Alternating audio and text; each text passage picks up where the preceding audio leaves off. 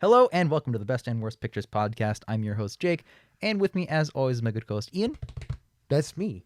Who just beated his chest like King Kong, and joining us, as per usual, is my other, not King Kong co-host, Mud. How you doing? That's because I'm Godzilla. What is this show, you might ask? Well, every week, the three of us idiots sit down and review a Best Picture winner over the past 100 or so years and determine if it's one of the best or worst pictures as compared to the other ones. And this week, we're talking about the 11th Best Picture winner ever, which is You Can't Take It With You. And to start us off, Mud has collected some fun facts about the film, which Ian and I have not heard ahead of time. So, Mud, take it away. Thank you, Jake. You Can't Take It With You was released on August 23rd in 1938, though its general release was on September 1st. The 23rd one was just a critic preview. Okay. The ratings for this film are 7.9 out of 10 IMDb, 93% Rotten Tomato critics, and 88% Rotten Tomato audience. That's pretty good. I know. It was released by Columbia Pictures. The director, boys, Is it Frank? it's Frank Capra. Yeah! Oh, We're my just God. swapping off. Frank! Previously, well, the last one was William, but yeah. Fuck William. Previously seen on It Happened One Night. Yeah? Yes! So let's talk about Frank Capra. We love Frank Capra. We do. He might be like, I was looking into him, he might be like the Scorsese of like old school Hollywood. Just like, damn, he's a fucking masterclass. 13 of his films were nominated for Academy Awards, Oh, 9 of yeah. which won at least one. Here's something wild, though. The last film he ever directed, 1961's Pocketful of Miracles, was a remake of his own film, Lady for a Day. Both so films funny. were nominated for Best Pictures. Neither of them won. Well, of course. It's the same movie. Why would you...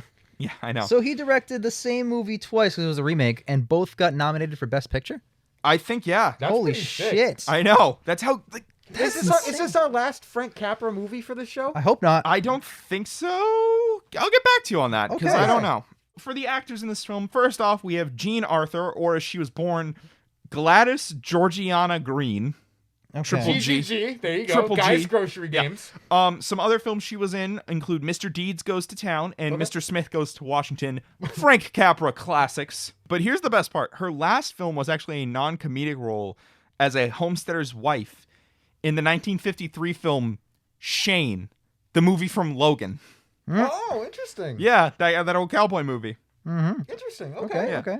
The next actor we have is James Stewart, a.k.a. Jimmy Stewart. Yep. He was also in Mr. Smith Goes to Washington, and he was in A Wonderful Life. Again, Capra classics.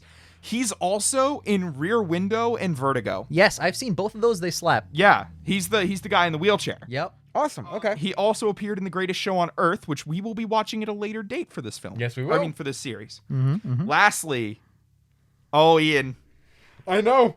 Lionel Barrymore. Barrymore's back, baby. He is back because this is Kringeline from Grand Hotel. Yep. Same actor. Yep. Fully related to Drew Barrymore. He is. And he was in It's a Wonderful Life. Yep.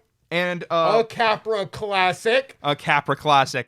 Let's move on to some fun facts, boys. It's Fun. adapted from a play that won a Pulitzer Prize. Oh, okay. That's a prestigious honor. I know, a 1936 play. So at the ceremony itself, the 1939 ceremony, radio coverage was banned.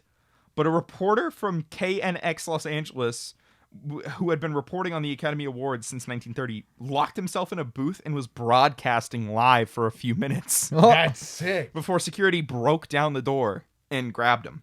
that's funny. Also, one of the recipients for the Academy's Juvenile Award this year was Mickey Rooney. Oh, Really? Yeah. okay. I know, crazy, right? So anyways, on to this film itself. It was nominated for 7 awards, and it won only 2 of them. Best Hey, Picture. you know what? That's better than one. Yeah, Best Picture and Best Director for Capra, baby. Oh. Dude, Frank. Get up here, Frank. Damn. Not to be confused with Frank. Not to be confused with Frank. It was nominated for Best Cinematography, but it lost to The Great Waltz. Nominated for Best Sound Recording, and it lost to The Cowboy and the Lady. Both of those categories had 10 nominations. Damn. That's a lot. So it won Best Picture, and it beat out The Adventures of Robin Hood, Alexander's Ragtime Band, Boys Town, The Citadel, Four Daughters, Grand Illusion, Jezebel, Pygmalion, and Test Pilot. You know, I've only heard of one of those, and surprisingly, it's Pygmalion. The only one I've heard of is The Citadel. And Robin Hood, obviously. Yeah. But And then lastly, of course, around this time in 1938, Mary Pickford began developing her own line of cosmetics known as Mary Pickford Cosmetics. Not a whole lot to go into, although, Ian, I think you're not going to like this film. Why not? Well, you see, Jean Arthur, the leading lady of this film, she was synonymous with the genre that this film is in. Do you know what genre that is? It's a musical, right? No. No, what is it? It's a screwball comedy. We love screwball comedies. There is a film in every genre of film that is good. I will, well, in almost every genre, because, Nazi propaganda films, there's no good Nazi propaganda film. Maybe I'll be pleasantly surprised and give it a positive score. Let's watch and find out.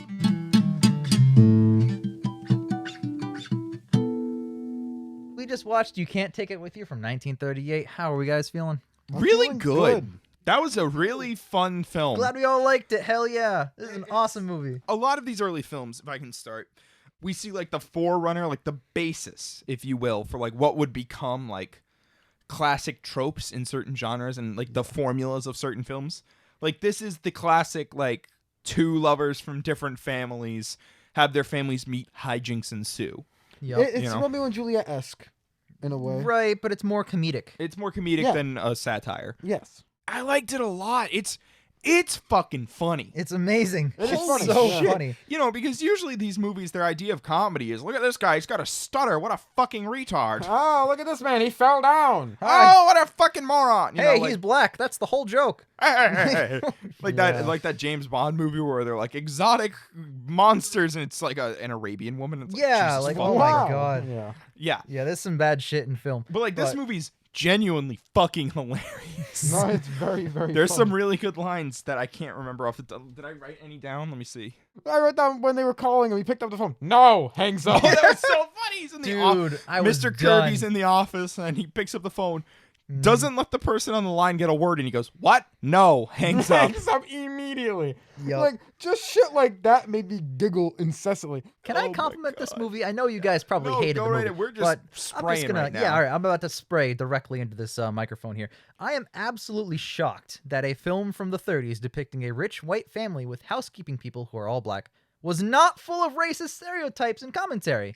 Contrast this with Cimarron, one of the worst movies to ever win Best Picture at the Academy Awards. So far. Now, granted, it's not like the movie makes amazing, relevant race relations commentary, but it is nice to see a 100-year-old movie not be frothingly offensive for once.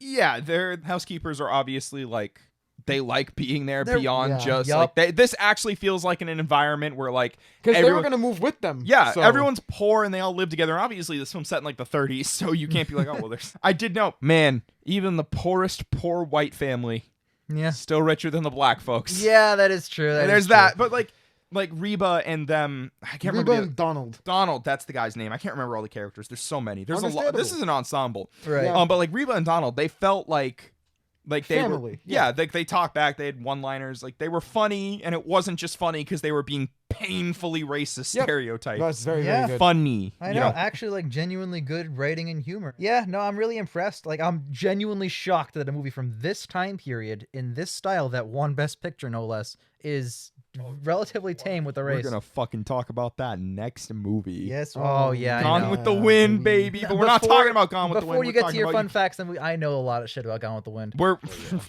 fun. Oh, yeah. Quote Facts. Frank Yeah. Capra's You Can't Take It With You. That's what we're talking about. Let's Yep. focus. So this movie's just teeming with personality the entire time. 100%. Every character feels unique and important. None of them blended Yeah. together. And Aside from like the two fireworks guys, I kind of got them backwards a little bit. yeah, but who fucking cares? That's 2 people out of the whole like 15-person cast. I think this movie not only, I know Ian's probably going to get into the themes. You probably have like 10 pages worth of notes about the themes of the movie, but I really liked the use of the film's title in that climactic Oh, sequence. Yeah, yep. God, That it was just- so good. It hits you like a truck. It's because so you're not sure what it's gonna be about.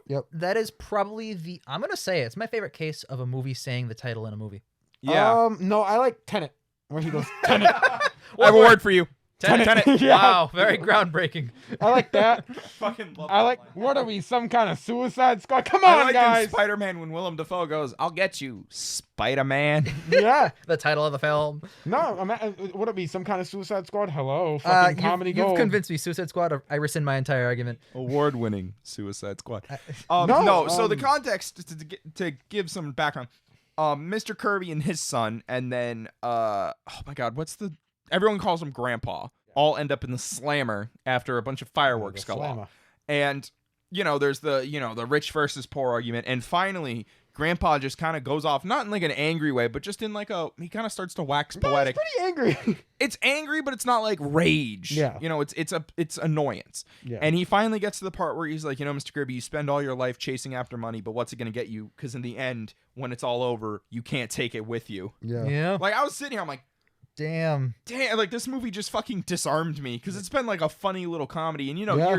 you're waiting for the heads to butt, and then he says that, and it's like, oh, okay, holy shit. really the just theme hits. since we fucking slapped. Speaking of themes, what about that line? Throwaway joke. Grandpa's like, everyone's got an ism nowadays. The second something goes Yeah. wrong, everyone's into an ism Yep. to solve the problem. And what he means by an ism is communism, fascism. And it's like, wait, this is 1930. Oh, Yep. Yeah. oh, Yeah. this It was is the that. last year before the war, boys. And it was that mixed with when Mrs. Kirby is talking about a thing, a spiritualism thing. Things like that. The classism that the movie goes over is really, really, really good. Yep. The script is really strong in how they butt heads, but not in like an arguing way, in just a difference way. And I think that's super duper interesting. And I really like how, because I was like Hofenfudler Martin, Grandpa Joe over here, yeah. he used to do the same thing, so he understands how he thinks. Mm. It's such a good parallel because of how he used to think was the same as Kirby. Yeah. So he understands where he's coming from. He's like, here, this is why you fucking suck. I know, because I sucked. I know, because I was once a shit bag like Yes, you. and it's so interesting, the dynamic between both of those characters. Lionel Barrymore fucking slaps the whole movie. Oh my God, it's so good. Like, he was great as Kringeline in Grand Hotel, Yeah. but he was not the main character. The Baron was. Yep. He's still not the main character. Tony's the main character, but Yeah. he has so much more Yeah, room but to he's play. so much better than Tony. He's no, so much better. No Tony's- offense to fucking Jimmy Stewart, but he's good. very... He's whelming, He's good at the one thing. being Jimmy Stewart. Yeah. Yeah. It's the case of Tony is the main character, Yeah. but he's not who the film's about. No, the film's really about his Alice's father family. and grandpa. Yeah. Right. He's just the vessel through which the audience Yeah. That makes sense. views the story. Yeah. Yeah. No, I really appreciate how a lot of the characters very clearly articulated their points of view. Like with obviously Lionel Barrymore himself, he's like talking about those isms and stuff. He has a little speech, but even like when the dude's rich dad comes out and like confronts him and they're having that like back and forth, I mean, they both make strong points, and I love how at certain scenes, different ones of them win the day in the conversation, and it ultimately concludes with the rich guy getting proven wrong. As he does. I really, really liked the execution of the story and how everything played out. I was a bit worried because, like, I think what this film does, that if this film was made later on, like if this film was made closer to today, I think the whole subplot, so there's a subplot in this film about Kirby's company is trying to get Grandpa and everyone in the area to move so that he can develop the area as a factory. It's a classic gentrification story. Yeah, that made me feel like Rent. You know, yeah, I had Rent, Rent in Attack mind. the Block, In the Heights, that kind of Yeah. shit. You know, Vampires versus the Bronx. Yep. Everyone's favorite movie. It's surprisingly good. I do not trust it. I do not trust that movie being good. But go on. Anyways, what surprised me is like they set that up very well in like the first 20 to 30 minutes, and like the audience is very clearly clued into who is who. But the characters in the world aren't aware of their connections here. Like, Kirby knows that there's one dickhead who won't sell his property. He doesn't know that's Grandpa. Yep. Grandpa knows there's this stiff from the bank trying to buy his property. He doesn't know that's Kirby. Because he's sending Mr. Blakely through his agency Yeah, to he's do it. sending like people to do it by proxy. It never comes up. That surprised me because I feel like if this film was made closer to today, That'd be the focus from the front. that'd be the focus up front, and the father would be like, yes, we can use our connections to this man to develop the property, Yeah. you know, and then it would come out that like the dad was a dickhead and was And then they'd blame the son for his dad's actions. the son would be Yep. like, I hate you, Dad, I'm never talking to you again. And the movie would be too funny because movie go quip because Yeah. it's fucking made in the And then they'd all 2000s. make up. But like the somewhat deniability they have, because it doesn't come out that they're butting heads until Blakely shows up in prison. yeah, Yep. which is already after a point where they've been butting heads. So Yep. like their confrontation Yeah, it was only furthers natural. the tension. Yeah. Yeah, it never feels forced. It never Yep. feels like Kirby is trying to be an asshole. And you know what? I want to compliment the movie a lot. This movie won because of its script, 100%, for me at least. Because the man and the woman didn't just fall in love. It wasn't man, woman on screen. It was, develop! Yeah. Yeah. Develop! It's almost like it's an actual story. It's and an movie. actual film. It's Yeah. not just the 1930s, I'm stalking you through the telescope. Oh, the Fucking telescope. bullshit. Um, It was good. The script is so solid. The jokes mostly land. There's some that aren't as funny, but that's No. okay because it's a comedy. Not everything needs to be super funny. there's so many good jokes. But in there's this so film. many good moments. And I like how Mr. Kirby, another thing that I'm going to praise this film for that I don't think would have happened if it was made in the modern day, it's a gradual change where he sees Grandpa's side. Yeah. I mean, it's like not gradual in the sense that it's over the course of 40 minutes, but like Yeah. he wasn't just sitting in their boardroom like just one day just like, well, fuck, I am an asshole. Yeah. You know, like at first when he's in the prison, they have that blow up and then he kind of shuts down and then he gets all his lawyers and then they're in the judge's room and he's like, the judge is like, you owe $100. And Mr. Kirby's like, I'll pay that. You know, he comes forward and says, I'll pay that. And everyone kind of rallies against him. And that's when he realizes this isn't something that he can just Yeah. pay to smooth over. Yep. You know, and even then, I think that really came from a point of altruism for Mr. Kirby, where he Yeah. was trying to make amends because right before he says that, he finds the harmonica that Grandpa put in his pocket, which is symbolic of the idea of letting go of everything that he's for. Yeah. So that was really him trying to be like, okay, let's try it your way. Hey, Yeah. you know, $100 is nothing to me. I'll pay for you. And then he sees the monster that he is to these people because they're like, fuck you. We don't want your money. Yeah. You know, Suck my- he figured that they'd be like, Yeah. sure, whatever, pay for us. You know, they were like, no, we're not gonna let you win. We're gonna do it ourselves because we're a community, we're friends. Yeah. You know, and that builds in him. He you know? really only changes when his son turncoats. Yeah, when he really loses everything. Yep. And then Ramsey dies. So there's a business rival in this film named Ramsey who he's trying to shut out. And we only see him in one scene when he comes up to Kirby's office after Kirby's won the day, but he's feeling a bit emotionally drained Yeah. after And all he the freaks events. the fuck out. Has a heart attack because he freaked the fuck out. Just dies. Yeah. So I know it's supposed to be tragic, and it is in a way, but it's also so fucking funny. See, I don't have as much of a problem with that one as I do with the last movies because it wasn't portrayed on screen in the comedic way, and that happens in that kind of business where someone gets fucking heated or stressed and then just dies. No, I'm not on board with Ramsey. Like, okay, so while spilling all of the morals about how the path Kirby's on will lead He to a waxed sad, poetics for like 7 minutes Yeah. and Sad, basically sudden lays death. out Kirby's entire... Ramsey then experiences a sad sudden death immediately after telling him how he's going to have a sad sudden death. It's super mega on the nose, and I get it. It's a comedy. You got to extend logic a little bit. Cool. But it just I didn't mean, really that's work. more of a tragedy moment. It's not offensive to me. I'm not like upset by it. I'm just noting that it was kind of funny in an ironic sense. Like the movie didn't want it to be funny, but I found it funny because, like Jake said, Ramsey waxed poetics for like 4 minutes and lays out Kirby's entire character arc in case the audience wasn't fucking getting it. Yep. Leaves, and then a minute later, yeah, we found Mr. Ramsey in the bathroom. He fucking died. Yeah, he Yeah. literally, like, one of his or many of his lines were just along the lines of something like, "Hey, you're going to die.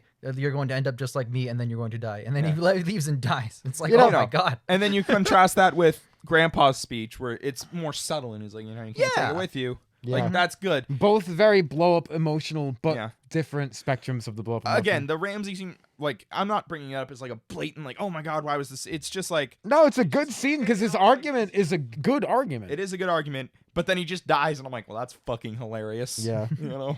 It would have been cool if it was like the next day or something. It Yeah. would have felt a little bit more. Even then, I just don't think. I don't think the pacing would have worked. It was the next day. Given this is our first introduction to Ramsey, and he's like, "Oh God!" I it's don't like, think you need the death. I think that speech works, and he leaves, and maybe he feels a little because sick. they already make it clear that Ramsey has lost all his money, Right. And then it sucks because then Kirby reverses all the deals. So basically, this guy dies, and then Kirby reverses everything, so he wouldn't have lost all his money. And it's like, well, shit, he's still dead. Right, exactly. Oh no! Oh, Anyway. I feel bad for that group of businessmen who are waiting for him for hours, and then he just Who leaves. gives a shit? Yeah, they're shitty businessmen. Come on, fuck those guys. Oh no, the old white dudes in suits on the top floor. Hey, this Get is the fuck Great out. Depression era. Look, No, you gotta it's give him not. some It's the slack. late 30s. This is backswing, baby. Plus, the Great Depression didn't hit the fucking rich people. Hit the goddamn poor people. Fair point. Fair point. Fuck the rich people. Fuck the rich white old dudes. There's a so You know that scene in 2010's The Wolfman when all the white dudes are gathered and they're like, "There's no such thing as a white wolf," blah, blah, blah, blah, blah, and then he transforms, he fucking kills them all. I wish Larry Talbot showed up and killed all those dudes.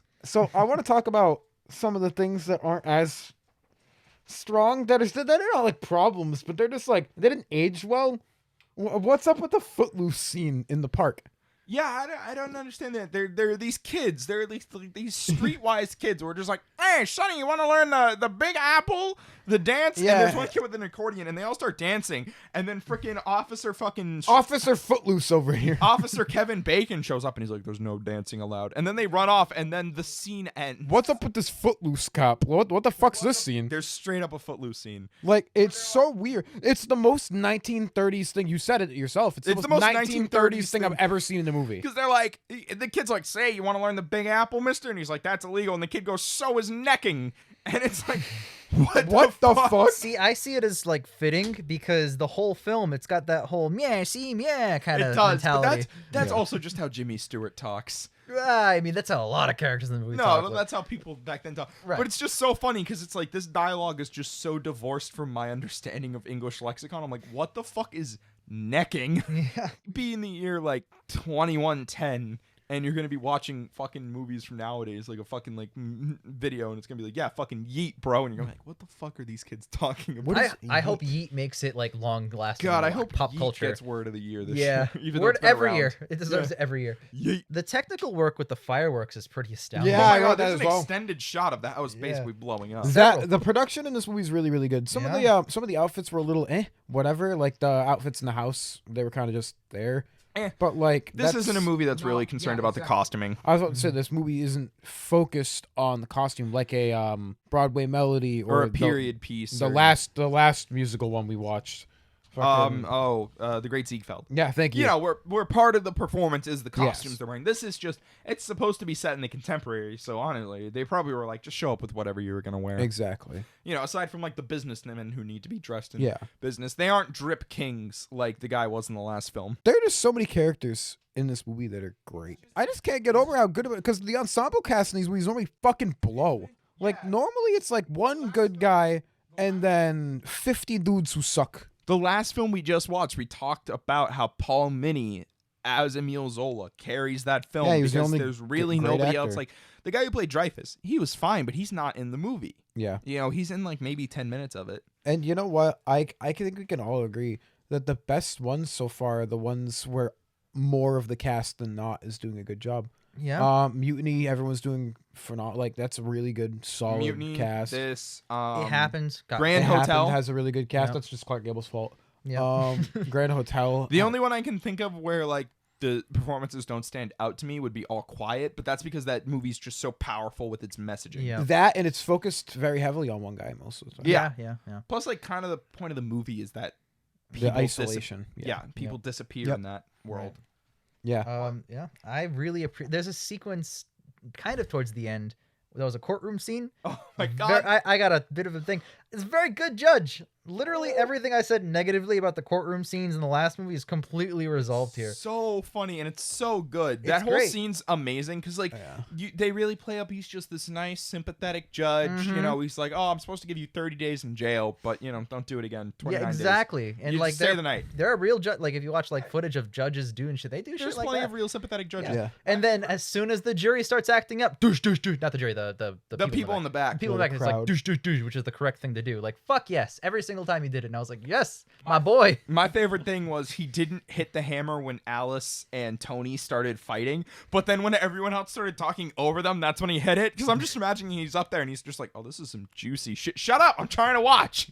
Shut the Right. fuck up! I want to hear this." 100%. He was into it. Absolutely. I mean, dude, this is basically like a fucking like nighttime drama for him. He's Yeah, Literally. No, the drama in this movie is really solid. I expected. Mud, you fucking lied. There's no screwball comedy here. It's what it was labeled as, Cool. dude. I haven't It's- seen this fucking movie. You fucking lied. You got my expectations all like it's gonna be like a fucking Abbott and Costello boopy You're doopy shit tier welcome. comedy.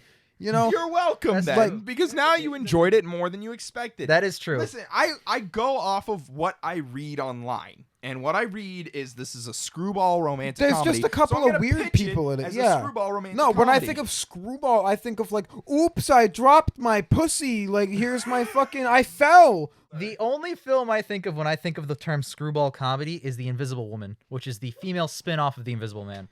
and that's a very bad film. The shit like that. That's what I think. I think of like the Abbott and Costello. Ooh, I fell down the stairs. Chee! Like shit. You know what I mean? Yes, that's what I think of. Yeah, I know. I do too. Yeah. So you said that, and I'm like, I'm envisioning There's like a couple like physical Alice falling down the stairs every 2 minutes, or Tony talking like fucking Shia LaBeouf. Like there's a couple jokes like that, like when Kolinchev like picks up Kirby and fucking body slams him, but that's funny. Funny. Oh, you used to wrestle, and then he unabruptly wrestles this man, which is also like set up with how his character is. Yes, because he's a very aggressive Russian. Yes, and it makes sense. It's not just I'm walking on the lawn and now there's a rake in my face. And some comedies in the dialogue. It's not all physical comedy. Which I really appreciate. This film's straight up just a comedy. I understand Screwball in the sense of descriptive because they're weird people. Yeah. But it's not for the reason that I thought it was going to be.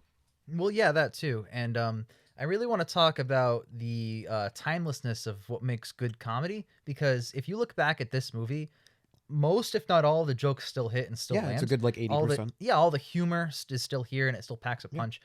Things that don't land that we just talked about, like Abbott and Costello, like just literally Costello going, I would analogize that to be the exact same thing as like Adam Sandler, or Kevin Hart going, what the hell is going on? Like, it's just the same. It's a like human just being. Doing a voice isn't funny. Dumb voices, dumb like mannerisms of different comedians that people gravitate toward. Like, none of that shit is going to hold up the moment it leaves the theater, let alone 100 years later. Yeah. You know what I mean? No, and I think the part of the jokes that really land here is it's because of the script. Yeah, I think that's all of it. It's set up, delivery. Like everything's actually like set up properly, through carried out in the conversation, and then delivered on. Yeah. The opening scene where he's fucking his secretary at the desk. Except that's not it. They're like making out at the desk and holding the hands and doing the thing. There's the setup of his mom walking in and seeing them. Mm-hmm. There's the conversation that they had, and he's like, I think I'm gonna go see your father. And then Alice goes, well, picks up the call and goes, yeah, I have to go. The ceiling just fell in, because all of the shit that's just happening is falling down on top of them, and she knows it's a troublesome situation. And then she says, can you get me the wanted ads? Yes, it's a relevant, funny joke on the scene. It isn't like one of those jokes where it's random shit inserted into a scene. Yeah. To give a modern day example, Ghostbusters 2016, where they have a conversation, she goes, one wonton in my soup? And it's terrible because it's not fucking relevant or funny. But it's relatable, Ian. No, it's not. I know. Because I'm watching a movie, I don't fucking care about what. That's true too. Like, let's say that I get pissed off at one wonton. Why would I, during Ghostbusters 2016, want to hear commentary about wontons? You just have fucking like PTSD to like, one wonton. No, not one wonton. Like, now I'm pissed off and because hungry. when it's related to the scene that's going on, whether it's funny or not, it's at least written properly, and you can go, I see how that could be funny. Yeah, I understand why this is the line of dialogue. That's why I really think this movie still works. The script is so strong. Parallel to the movie that we just fucking watched, Emile Zola, it's like fucking watching a 1930s movie and then watching a modern day movie. Yeah. Like script writing wise. It's hilarious. Because we really dug into Emile Zola for its bad writing. Because the writing's bad. It's true. The writing were bad, we wouldn't do it. Movie's like reading a fucking history book. And watching this movie is like listening to a conversation. It's like being in a room with just some friends. Yep. Like you're just cracking jokes. The cool thing is, a lot of Jimmy Stewart has been praised for being one of the first, like, not one of the first, obviously, but like a conversational, so it doesn't sound like script being read. Yeah. It sounds like nice, flowing dialogue. Now, granted, this man's voice is very one note similarly. Oh, yeah. But Jimmy Stewart. in the same breath, that's how people talk sometimes, so I can't fault him for that. Also, as a man who has seen both Vertigo and Rear Window, both movies are awesome, by the way, his James Stewart isms haven't really enhanced. It's like how Connery's shushing didn't enhance until the later Bonds. Yeah. James Stewart going like this and talking like this all the time, that didn't really get that bad until the color movies. This is still black and white, where he's kind of more dynamic a little bit. Yeah. So, and I think he does a how much Bond pretty doesn't slur good at the beginning. fucking job. He's part of the reason that we still got. I think Lionel Barrymore steals the show personally. He does. He's the heart of this film. Like, his character doesn't do anything that's inherently funny, although he's got some good lines. Yeah. The one thing I have is there's a scene early on where like this like tax collector comes. He's like, you haven't paid your income tax, and he's like, well, I don't know why I should. And then he leaves. And then they're like, what are we going to do? And he's like, oh, I don't know them anything. And then that just kind of goes nowhere. And it's like, wait, are they like sending like debt collectors to try to fuck with you? Because like I thought that was going to be the plot. Yeah, it could. I thought it was going to be based off of what Kirby's guy Blakely. Yeah, I thought this was trying like to do. malicious intent. Yeah. You know, I kind of figured that's what it was when we were watching the scene, but it doesn't go anywhere and it's never brought up again. Yeah. Although then there's a scene where they're like, oh, people have been following me, but that's unrelated. That's because they're building fireworks in the basement, which is actually illegal. Yep. Having an amount of explosives is illegal. Yeah. And even he says it when they're in the court scene. He's like, yeah, we were doing that. Sorry, bro. For a long time, for years, apparently. Yeah, he's like, and on the count of that, well, we're guilty. We've been doing that. I'm sorry. Sorry, man. Yeah. Oops. But like, I don't know. It's just, I'm not like, it's not like such a negative that I'm like, oh, I can't believe this. It's just one of those things where it's like, I don't know why that scene was in the film. Well, I think it speaks a little bit about the class thing that we were going back to. True. Because he does say, what does this do for me? And I understand what income tax does, but it all depends on how the state uses it and if they're using it for the right purposes and if they're actually using it at all. Yeah. So, no, I know. It's because just, it's tough. Because near where we live, there are potholes on every fucking road, and they make $8 million. Ian, do you mean all of Massachusetts? Basically, but specifically New Bedford, right over there. Yeah. They get about 4 to 6 million just off of a certain kind of tax alone that's supposed to go to the roads, and all of those are still potholed. Yeah. Dude, no. So they trust don't me, I use it. understand. Where I live in Massachusetts, like there's so many potholes on the road. You guys know, last summer I Yeah. flipped my fucking motorcycle over Yes. because I slammed into a pothole that I didn't have any opportunity to avoid, because if I had swerved, I would have hit a different pothole. Yeah, I think that speaks more of the classism and kind of like a dig at the uppers. You're right. I do understand. Yeah. I just feel like overall, in yeah, the I context wish of the film, I wish it came back it felt up. like it set something up and then Yes. just went nowhere. I It's do like, wish it came back up, but I can't say it's a super negative because of the classism I'm not issues. saying it's Yeah. a negative either. It's just one of those things where I was like, wait, who the fuck was that guy then? Yeah. Like, I if he think- didn't actually owe anything. I Yeah. think the morals and themes of what he was talking about come back up during the "you can't take it with you" scene. Oh, 100%. I think that is probably the point of having that Yeah. set up in the first place. No, is I agree. Establishing his philosophy on the I world. just still think I'm sitting here and I'm wondering, wait, who the fuck was that guy then if they don't owe money? Because that never gets answered. True. I don't understand how he's choosing not to pay taxes and not like in No, jail. but then he says, I Yeah. do pay my taxes, and it's like, Yeah. is this, like I said, is this It the could guy have been the Blakely guy sent? trying to. It could have been. I I wish they talked about it a little I bit more. wish they brought it up again. Just like, because they did say they were trying to sabotage him, so it possibly could be, and that's yeah, but inferred, to me, but it that's wasn't. just, to me, yeah. that's like one attempt to sabotage. And then Blakely shows up and he's like, ha, I got you locked up in the slammer. And I'm like, really? Because it seems like the fireworks went off by accident, which, Yeah. you know, They did. absolutely was going But to they happen. found the explosives down there before, so the police would have. Yeah, it's all It wouldn't have been disturbing the peace, but it would have been having the fireworks. all the same. Yep. You know, so all in all, there aren't a lot of negatives for this No. film, which is No. really I do good. want to point out a really, really impressive thing, and then a really weird thing. I don't know if you guys remember the scene where they were in the basement making up fireworks and stuff, but the crow was grabbing stuff for the dude and giving it to him. So Yeah. it was like flying over, That grabbing was it, flying dope. over, grabbing it. Really fucking cool animal work there. Because crows are actually like super smart. Mm-hmm. So I thought that was fucking awesome that they trained a bird for the movie. Yeah. Also wild because it's not really relevant that they just did that. Yeah, it was awesome. They're like, fuck it, there's a crow in this scene. And the other thing that I wanted to point out was the mother character. She was strong handling, like manhandling a cat, like using it as a paperweight for her like scripts. She was like typing, she'd pick it up, manhandle the cat, put it under, put it back down, and the cat. God bless that poor fucking deceased it animal. was like a little baby kitty, yeah, too. and I was like, Jesus Christ, woman, a little more gentle, please. Cracking its ribs from the Yeah, force. one really, really good animal training, and then that. I was like, what the fuck? It was insane.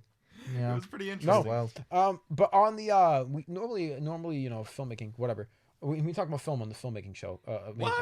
So sound design was really good in this one. A little bit loud on some of the parts of the audio. Again, might be just because we had When it that too dude loud. said Omsk, Omsk. Yeah, that It shit was sounded like he loud. was wicked loud. shouting. He said it twice too. it was so funny. It sounded like a shit post. Yeah, It it sounded did. like a YouTube shit post where you click on a video and it's just one guy going, Omsk. But it's like deep fried. Deep fried. Yeah. Like I was waiting for the bass to drop Yeah. when he said that. No, so- and like the quality to dip. A few little like spikes here and there in the audio.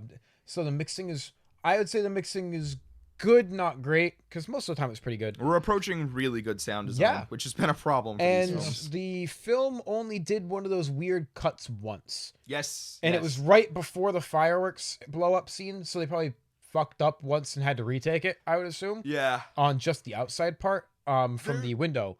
There were a couple strange shot-to-shot edits that I was just confused by. There's one, and I don't... Tony's talking, yes, and like he's in the middle of a sentence, and then it cuts and it moves in, and he walks up and he continues talking. It's like, why was there a pause? Why was there a break? In the prison, when yes, they're doing the Palilua song, Tony is smiling, sitting next to his dad, and then they shot over... That's a wide shot. And then they go over to a close-up of Tony and his dad, and then Tony isn't smiling and starts smiling again. Yeah.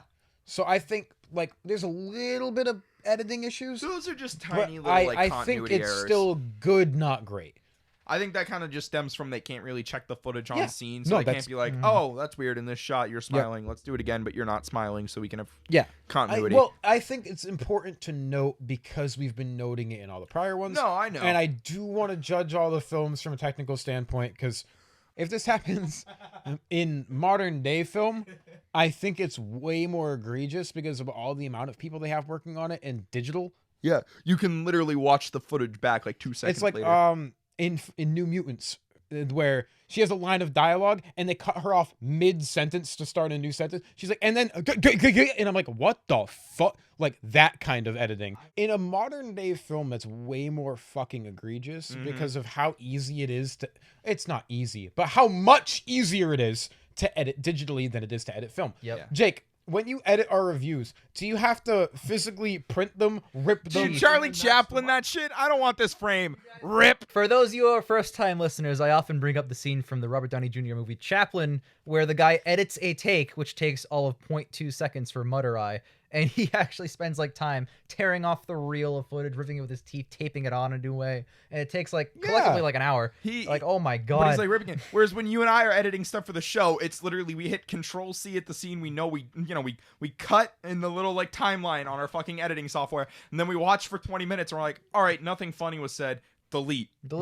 And then if we go back and think, wait, you know what? I kind of like that. Control Z. Yeah, you know what you can't do with film? That. Oh man, I accidentally cut that part. Let me tape it back on. Oh shit, I deleted Ian's audio. Let me just go get the raw file again. No, I do that on purpose. I delete all of Ian's audio. Like me too. So I do. That's why when we look at these things, if there's like a couple little ones, I'll be like, oh, good, not great. But if there's like arm disparity all the time, like in Broadway Melody, where there's like 7 different arm disparities, and the film cuts awkwardly. It has like a 4-second like blip gap like 14 times in one scene. Yeah, I'm gonna be kind of mad about it because you can at least do better, especially like Mutiny or this movie or even the last one, which was bad but had good production. These movies can do it. Why can't you? Yeah. That's your fault. That's true. These are like, what, 70 years With old? every film, it sets a new standard. Yep. So if we see films that are regressing, it's like, well, fuck you. Yeah, exactly. I agree. You're not as good as a movie that came out 5 years ago. Why? Things have advanced. Exactly. It's one of the reasons that like we go back. We're not watching the okay movies. We're watching the best pictures as determined by the Oscars. Best picture. So hypothetically, that means you were the you best can movie. leave a comment and be like, "This film came out that year and it was great." Doesn't matter. Who gives a shit? You're not here. We're not here for that. We're here for this. Yeah, exactly. Well, the thing about this is too, like, for the newer ones, I'm really excited to be able to compare and contrast. Yes. Right now, what the fuck? What am I gonna compare? You can't take it with you to that came out this year. The Adventures of Robin Hood. I think maybe. Like, are you fucking kidding me? Like, I'm not watching 1938's The Adventures of Robin Hood. Is that this year? Yeah, you got it. Dead Yeah! on. Let's go. I quickly Googled it to make sure it was Good job, correct. man. Like, so I'm not gonna. We can't watch every single film that came out in the we can't take it with us. 1938 all the time. But when we get to like even like the 80s and 90s, 70s and 60s, we'll probably have seen at least one. we'll have seen at least like 2 or 3, We depending went to on the film year. school. Half of our time at film school was watch this old fucking Yes, movie. and you know what? When it comes to some of these, I watch some of these in my own independent time. yeah. Like the time I watched 2 of them and then watched the 3rd one. I don't know if it was nominated for Best Picture, but I'm just gonna throw this out to you guys. How many times in fucking in college were we told go watch Do the Right Thing? Banger. We'll discuss that later. You just don't like it because you're Italian. Yes. But like more importantly, I think I took maybe like in like the span of 2 years, I was told to watch Do the Right Thing about 7 times. It's a banger. And the thing is for that, you know how many times I had to watch Vertigo for a class? Did I watch Vertigo for a class? I was tired. No, I didn't. And you know what? Regret it, because fucking Jimmy over here It's in Vertigo. Vertigo is so good. Guys, I know we're wrapping up. Yes, we are. So do we have anything else to add about You Can't Take It With You? Do you think that Lionel Barrymore would be proud of Charlie's Angels Full Throttle starring his grandniece, freaking So I'm Drew going to give this Barrymore? movie an 8. I really liked it. Mm-hmm. I think it's really strong script-wise. I think it's funny. I think it's charming. I think it holds up. Great themes. Pretty decent production. It's just overall solid. I agree with an 8. I think it's super strong. It's one of the best pictures so far. It's better than a lot of the other shit, and I would absolutely watch this again. Yeah. I am gonna go a step beyond, and I'm gonna give this movie a 9. Nice. Wow. Like I think so far this might be the second best picture we've watched. Ah, Like I'm putting it up there. I'd say maybe third. I'm putting that above Grand Hotel. Like this movie's great. Both of them, Lionel Barrymore, by the way. Don't know if you guys noticed that. That's funny. But more importantly, like this is a movie where I think I would point to and be like, "Oh, you want a good classic comedy? Check out this 1938 film." Yeah, exactly. Right? And with that, we go ahead Oh and... my God. Jake, Yo, what are we what's watching next next? week? Well, before we get into next week, let's go ahead and say All Quiet on the Western Front and Cavalcade. Yeah, same. Mutiny Cavalcade again, because nothing's gonna take that Well, for a maybe little that'll change because Oh, I next think week, it will, baby. Next week. Oh we got- yeah, great. 4 hours of film. Hey. This better be the best 4-hour experience of my life. We It's gonna got be a awful. 4-hour Best Picture winner, maybe the defining Best Picture of all Best Pictures ever won. Gone with the Wind with Clark Gable, the 12th Best Picture ever. Woo! I love Clark Gable. We finna do this shit like this. It's like Renee Montoya. She is a bird of prey. Her power is gun. Fuck me. It's like Gimli. My power is X. You know, for someone whose power is yelling, she's really good at hand-to-hand combat. All these years, I thought you was just a pretty face and a fine set of lungs. That's what I like in a girl, her lungs. Oh, that's my favorite part of a girl aside from her thyroid. Wow, so many songs. Jesus. It worked for Suicide Squad. No, it didn't. It worked for the box office of Suicide Squad. Oh my God, another song.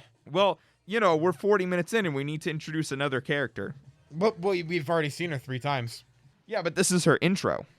You know what's a good place for her intro? 38 minutes in. What did I tell you? This movie doesn't have an act 2. lying ass niggas and